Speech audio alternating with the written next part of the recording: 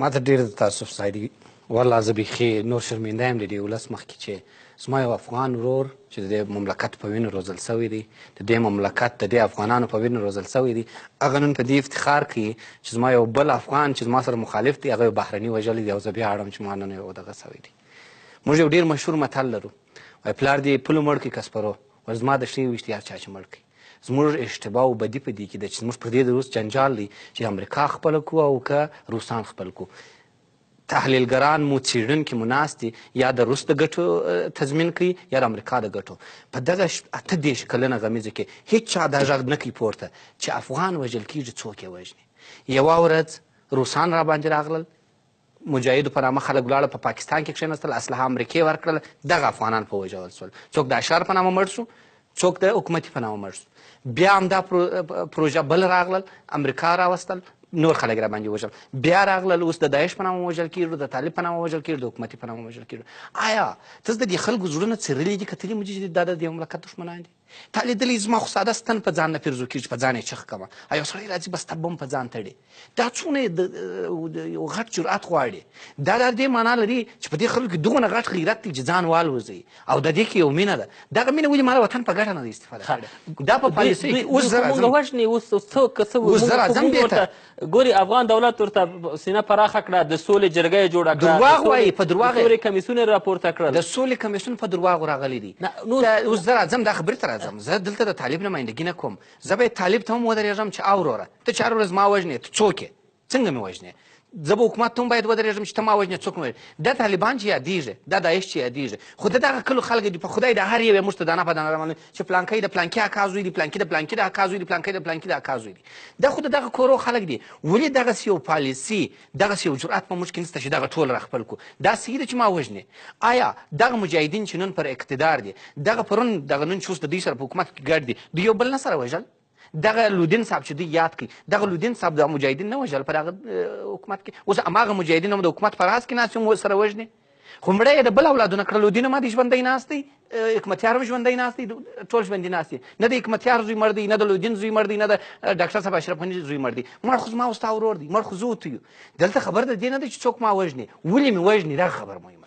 زموږ حساب د ټولو سره دی که روس راځي هم باید موږ په څپېړو وو چې ولې مې وژنې که امریکا دا افتخار نه دی چې حکومت په دې افتخار کوي چې ما په 1995 کال کې 18,000 مخالفین وژلي د حکومتونو کار د خلکو وژل نه دی د حکومتونو کار دا دی چې خلک را خپل کړي دا خلک چې تاسې خلک بولئ دا خلک خو هر ورځ ما او ته خور و مور و ماشومان وژني هر ورځ په ځان بمونه تړي آیا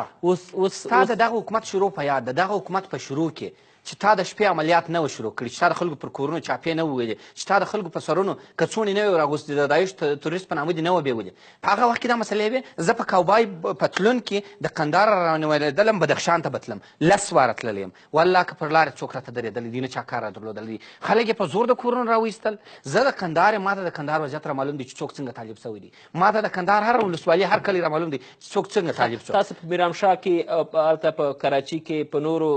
د پاکستان په ایالتونو کې د طالبانو پټن ځایونه د طالبانو تمرین ځایونه تاسو نو زه هغه معلومداره منم دغه مجاهدینو ته چې هلته دوی جنګېدل او برحق جهاد یې بلي دغه پټن ځایونه ورې نه و جوړ دغه سوړي چې پرون امریکا والوځولې د داعش په نامه دا په 1980 کې دغه امریکا نه کړي جوړي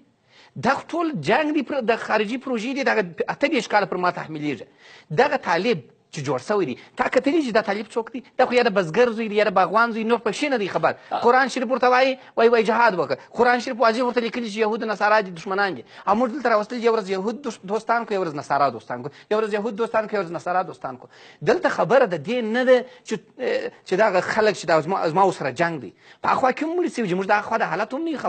خبره دلته دا نه ده دلته چې موږ دا خبره وکړو چې څوک دې نه وژل کېږي خلک فکر کوي چې موږ طالبان یو او وروره موږ عام خلک په دغه خلکو مو زړه خوږېږي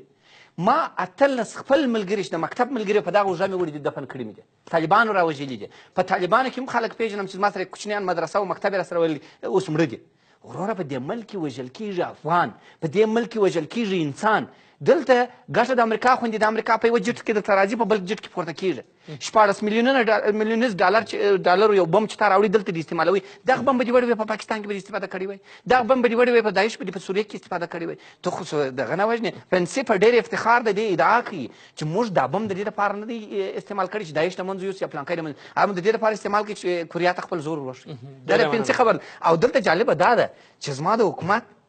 څو هغه خلک چې پیسې په خطر کې هغه ناست د دې دفاع کوي چې داعش مو ووژي داعش ته څوک مړ کړي ته راوړه یو دانه مړی راوړه یا پلا وایه چې مځکه نه تخریب شوې بیا وایه درې نوي نفره مړه دي دغه په ټنونو خاوره تا څه وخت ایسته کړه او درې نوي مړي دي څنګه راویستل او دا چې دونه غټ بم و دا خلک ولې ایران نه سول ولې ویلې نه سول ولې ونه سوځل چې دغونه اور یې تولید کړي خبره دلته دا د اخري خبره چې زه دا ټولې راټولوم دلته که په حکومت کې دي که په طالب کې دي که په داعش کې دي که مخالف دي د خپل اولاد د روزي د پیدا کولو دپاره مجبور سوی دي یا حکومتي په عذاب کړی دی یا طالب حکومت په عذاب کړی دی هر څوک د مجبوریت په جنګ کې ولاړ دي جنګ د پردي دی کم توپک کم اسلحه کم بم ما په افغانستان په فابریکه کې جوړ ډېره مننه تشکر د نفتو جنګ دی د نورو جنګ دی راځي پر افغان ځوان ته په افغان نسل باندې